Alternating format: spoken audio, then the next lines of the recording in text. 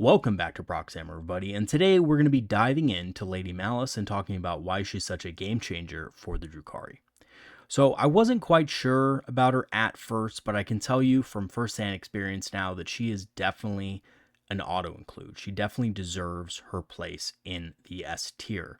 And that is simply because she offers the army so much, and she has so much synergy with pretty much every single detachment. Aside from maybe one or two in there that focus specifically on a certain type of unit, she is good for the vast majority of the Dark Eldar book. And I will say this, I reckon that you will rarely see a list competitively built without Lady Malys in it. So without further ado, let's go and dive right in. So in today's video, we're going to be talking about her stats, weapons, and special rules, her strengths and weaknesses, combos and synergies, and lastly, how to use her on the battlefield as shown on TTS, because there's a couple things here and there that you really need to get right when using her. So looking at her stats, basically seems like a normal Archon for the most part, except she has an extra wound. Being an epic hero, of course, that's the standard usually, is they have an extra wound. She has one extra OC as well, which is a little odd, but still cool. And she has a 4+ base invulnerable save. So I'm guessing this is just kind of, a standard epic hero thing at this point. I don't know about the lore. I think she's historically been given a Mirage field or something like that. So, obviously that counts for a 4+ invul now. It's not like what it used to be, but that's still good. You combine this with her Feel No Pain 5+, and she actually is quite durable, a little bit more durable in my honest opinion than Archons, even though they have a 2+ Shadow Field save. As far as her melee weapons go, she's really good in combat. She's essentially a fully stacked Archon with Dev Wounds, 6 attacks, weapon skill 2+, strength 5, AP -3, damage 3. That's a very good profile against multiple different targets. She does have hazardous, but this is usually not an issue. And she also has the Razor Fan for extra attacks. Now, the Razor Fan is not good.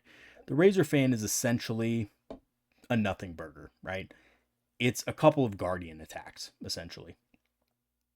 But when she's with Incubi, they do give her Dev Wounds on these attacks against infantry, and she can also give herself sustained hits 1. So these can actually add up to a couple of extra wounds for the unit.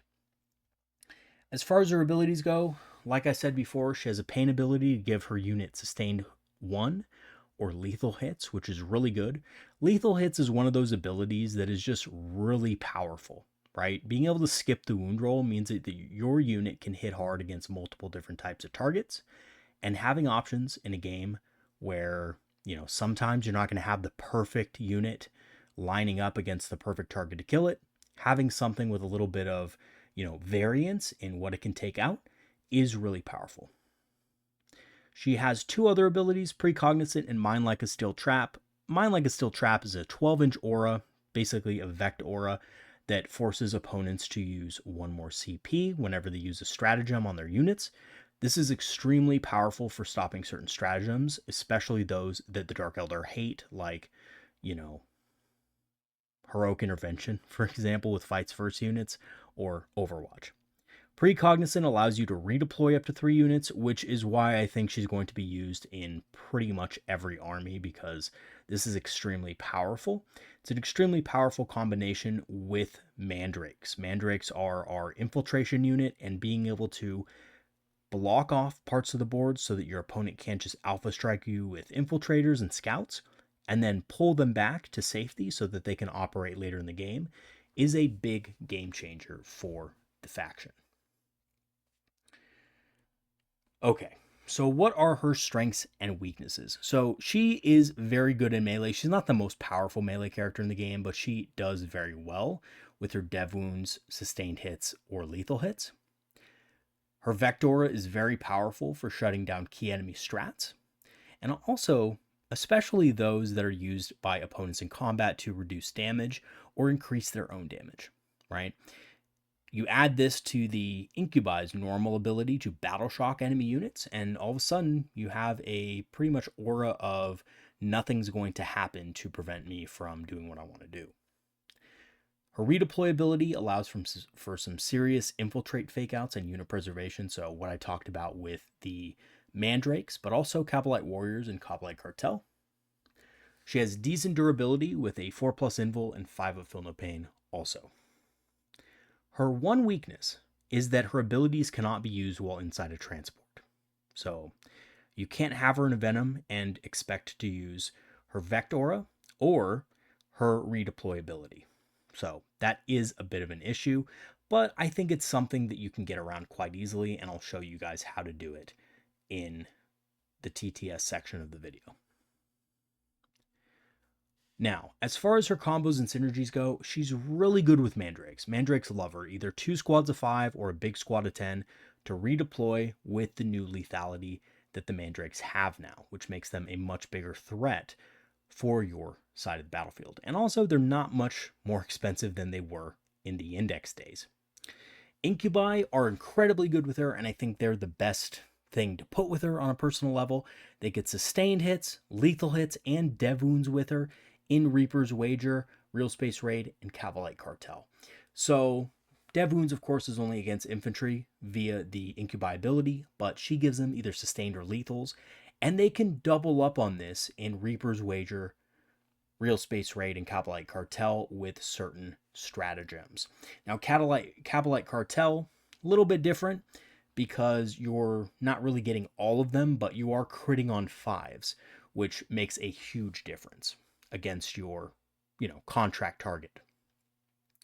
The Vect Aura that we talked about earlier shuts down Overwatch and other pesky strats. If your opponent is low on CP, they just simply won't be able to use those abilities. And lastly, Kabalites also get a lot nastier with sustained hits and lethals in Kabalite Cartel with her. So if you want to put lethals on them, and then you want to go ahead and, mark an enemy infantry target and get sustained as well, a full squad of Kabalite Warriors, 10-man squad, with her in it is going to do some actual serious damage. Okay, so now what we're going to do is we're going to go ahead and talk about the way in which she has to be used in the game. So we're going to see how she works on Tabletop Simulator, how she deploys, what kind of tricks you can pull off with her, and so forth. So we'll be back to Tabletop Simulator in just a second. Okay, everybody, welcome to our Tabletop Simulator example where we're going to be looking at how to use Lady Malys. So there's a couple of things that Lady Malys needs to be aware of, or you need to be aware of, I should say, when you're using this character. So the first thing is that she can't use her precognizant ability, her redeploy, if she's within a transport. Now, unfortunately, even though I think that it should be able to be used within a transport, I don't think GW is going to change this. That would be something they did day one. They haven't done that, so we can safely assume that that was probably intended. That's kind of unfortunate, but there's a really easy workaround to this that I think is not that big of a deal. Essentially, you're already going to be doing this anyway because Dark Eldar armies usually have a couple of transports, especially Venoms. Venoms are still very good, and they're great with units like Incubi because you can get multiple activations out of them. And this is especially important with characters like Lady Malys, who can inflict, Vect Auras on nearby units and so forth. So basically what you do is you start the game with, a broken up squad of Kabalites, a broken up squad of Witches. You could even do it with a character like Lilith. Just put Lilith in the Venom because it is a dedicated transport, so it has to have something in it to start the game. You put your Incubi within 6 inches of said Venom, and then on turn 1, this is all you do. And this may seem very dumb, but some people aren't going to realize this. You just dump your guys out, you move where you want to move, you move your Kabalites onto the objective so they can sticky it next turn with, your Archon so you can, get... Again, there might not be an Archon there, but if it's Kabalite Cartel, there's going to be, so that you can get a new contract. And then you just hop your Incubi inside. So you just go boop, boop. They go inside. Lady Malys is in there now. You get to successfully use your redeploy if you want to, and your Venom is on the move. And, you get first turn or you go second, whatever it is, you can, move your scourges over to a better position. For example, this is a search and destroy style of deployment, so our expansion is actually to our left, and we're just going to move the venom to this safe spot over here. So we're just going to move it that, 14 inches right there so that it could be nice and safe. Again, I mean, you could advance the venom to get where you want to go. You only need an extra inch there, but yeah, essentially you can move it where it needs to be, right?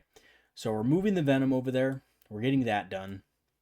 That's hidden. Of course, it's going to be a little bit farther over, but this line's in the way here. And then what we get to do from here is we get to use Malys to stage on our expansion. So our expansion objective is currently being held by some Kabbalites. It might be held by mandrakes or something like that have, infiltrated there to just kind of hold the fort down. And now we're going to have a melee unit in position to hold this area. It's a very important area on this certain, type of deployment. Typically, your expansion is also important for holding certain line of sight lanes and certain firing lanes and things like that. So being able to secure that area is important. Now, Lady Malys does a great job at this because, like I said before, that Vectora can really put a lot of pressure on your opponent and make them overcommit to your objective, either in, resources like command points or models. Okay, now here's the other thing Lady Malys is really good at doing, and that is mind fucking your opponent. So here we have some mandrakes. Now, what I like to do with mandrakes is when I deploy a big unit of 10, I like to use a big unit of 10, especially in Kabbalite Cartel, but it's good anywhere, right? And you can get a similar effect if you just get 2 squads of 5 and you just spread them out in the exact same way. So what I like to do is I like to put this big unit on their expansion if I can, right? So basically it puts your opponent in a position where if they try to secure your expansion in the beginning of the game, you're just going to take them out. They don't necessarily have a redeploy ability like you do, right? So our mandrakes, despite being, during deployment looking like they're just going to be an easy pickup for your opponent, are actually just a bait, right? Now your opponent has 2 choices. They can't secure their expansion really anymore, right? Because basically what's going to happen here, you're just going to pick these guys up. So they can't secure it with units that infiltrate. So what they have to do is secure it with actual units, scouting units or units that are going to move normally. Now, that might not be that big of a deal, but it basically will force your opponent's infiltrators over to your expansion, which is great because we have a lot of fast moving things that can easily pick up infiltrators, right? Like in this particular army, we could have, Ravagers, Scourges, fast moving witches or whatever we have to just go over here, assault it, get a quick kill on an objective, get our pain token economy running and stuff like that. So that redeployability allows us the flexibility of being able to deploy a unit via infiltration on your opponent's expansion and be very aggressive with our infiltration deployment. And that is a really, really powerful rule that we can take advantage of. Now, let's assume that our opponent basically says, you know what, I know you're going to redeploy this unit, right? Like maybe let's deploy a couple more of these like this. Your opponent's like, you know what, I think you're going to pick up this unit. I'm just going to deploy one thing right here, and that's it. Now, if you're a gambling man, someone who likes to gamble on first turn, if your opponent does that and loses the draw, right? They lose the roll off for first turn. They go second. Your mandrakes can easily pick up and basically game over your opponent in the first turn, right? These guys are incredibly fast. They move 8 inches, so you can move them up. We don't have measure movement on, but they're about 9 inches away right now, so let's just move them closer. You can move them really close, right, within an inch of your opponent's deployment zone, and then you could just charge whatever's behind here. Your opponent might have something here, your opponent might have something hidden behind here. you can basically destroy those things and cause a huge havoc for your opponent. So your opponent can't necessarily, like, at least if you're playing competitively, they can't risk that. They can't risk you just saying, oh, I'm going to choose not to redeploy because you were trying to call my bluff, quote unquote, and now I'm just going to go for it, right? I'm just going to see if I get first turn. Again, little risky, right? Like, that probably maybe doesn't pay off, but mandrakes are kind of durable with stealth. You have a 10-man unit here. So a lot of models, you know, they could survive maybe, right? Not likely, but if your opponent doesn't take them seriously, then you can definitely survive like maybe 1 unit's worth of shooting. And then these guys can do some damage. They have some good damage now. So your opponent really can't, they really can't afford to not do something about the mandrakes. So that gives you a huge advantage in the game. And also, you may have another couple squads of mandrakes. I actually really love mandrakes. I think they're quickly becoming one of my favorite units just because of their versatility and the fact that your opponent really can't do much about them, and you can simply uppy downy them whenever you want to. Really, really powerful unit. And their melee capabilities are absolutely insane now. And yeah, that is it. So let's talk about Lady Malys's combat potential. Now, she's a little bit more durable than you'd think.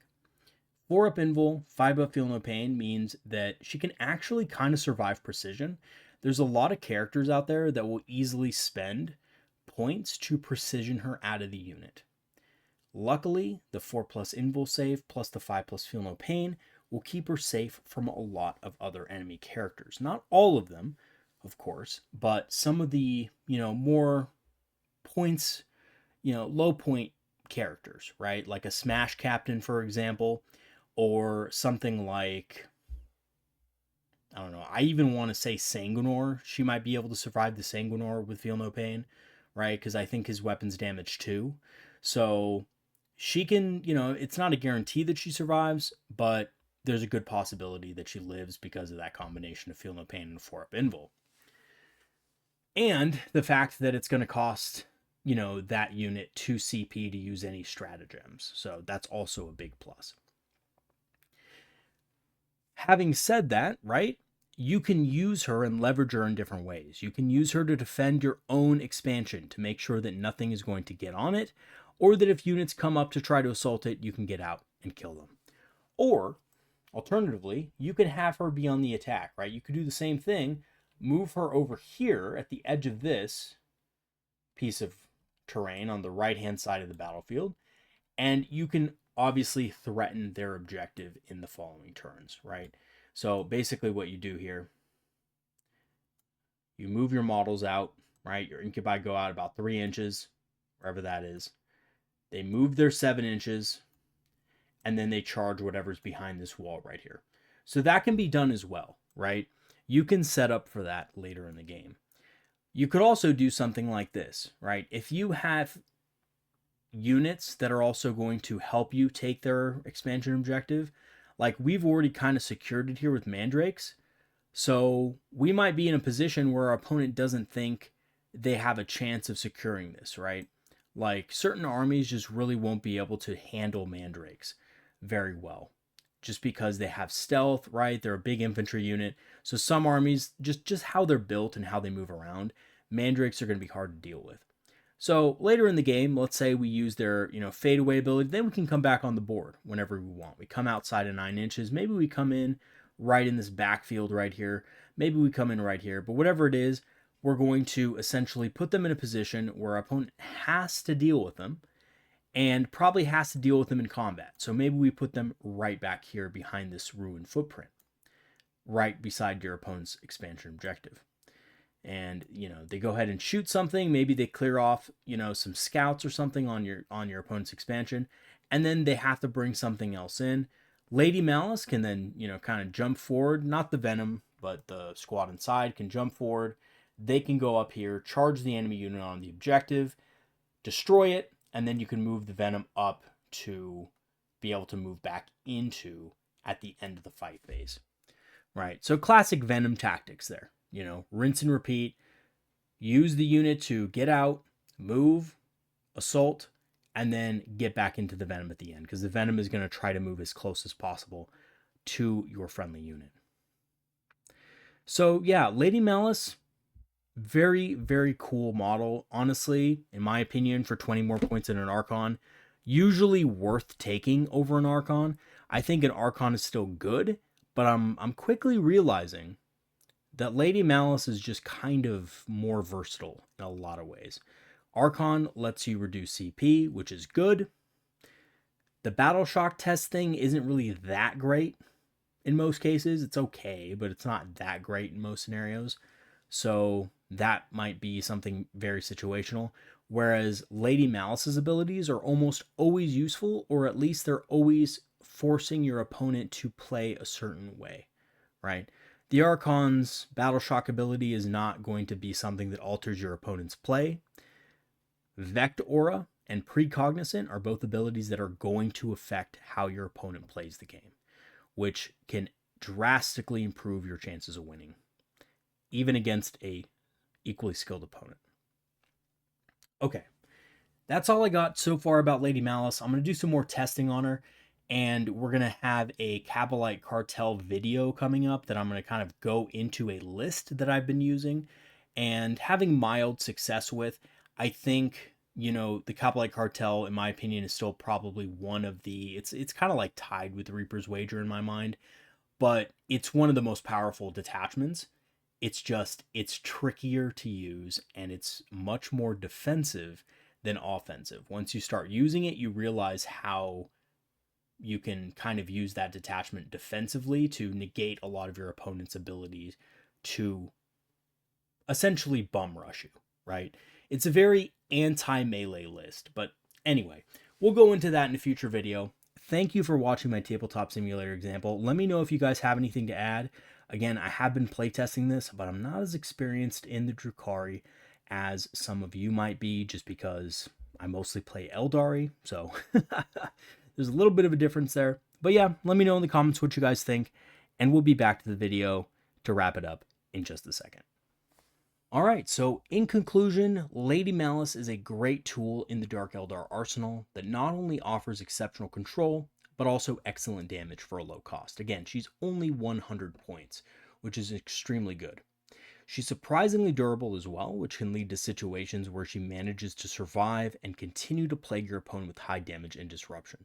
I've had several games with her where my opponent just doesn't kill her, and that leads to her doing mega damage back to my opponent's unit. And usually what ends up happening is my opponent just undertrades, and I continue to use her as a utility piece to block stratagem use, and also just as something that can do some extra damage or score objectives. She is really good for the cost. I think honestly 100 points is more than a bargain for her. And I actually think that if the Dark Eldar do get nerfed, which I don't foresee them getting nerfed at all, but I think she'll probably go up by a couple points because she's really good. She is a great toolbox that allows your army to disrupt a lot of the enemy's plans, and she hits very hard herself and boosts her unit as well. Okay guys, that is going to be it for today's video. Thanks for watching. I know I've been gone for a while, haven't done a video in a long time. I've just been, I've kind of been in a slump for the most part. So I haven't really been that motivated to do much more than, kind of work on the Eldar Knights Codex, which is coming out soon, and then, do a couple of other things, kind of bookkeeping and stuff like that. So, we are going to get more content in, though, with the Drukhari and the Eldari both in the coming weeks. So stay tuned for that. And other than that, I just want to thank all my patrons and supporters who have supported the channel over the last 3 years. It's been an awesome time, and I want to thank you just once again for your support. If you do want to support the channel, I'll leave the links for my Patreon in the description, where you will get free access to our Discord community as well. Lastly, I do have a channel store page where you can buy Eldar and Drukhari inspired apparel, and an Amazon store page, which you can, pick up some discounted Eldar minis on Amazon.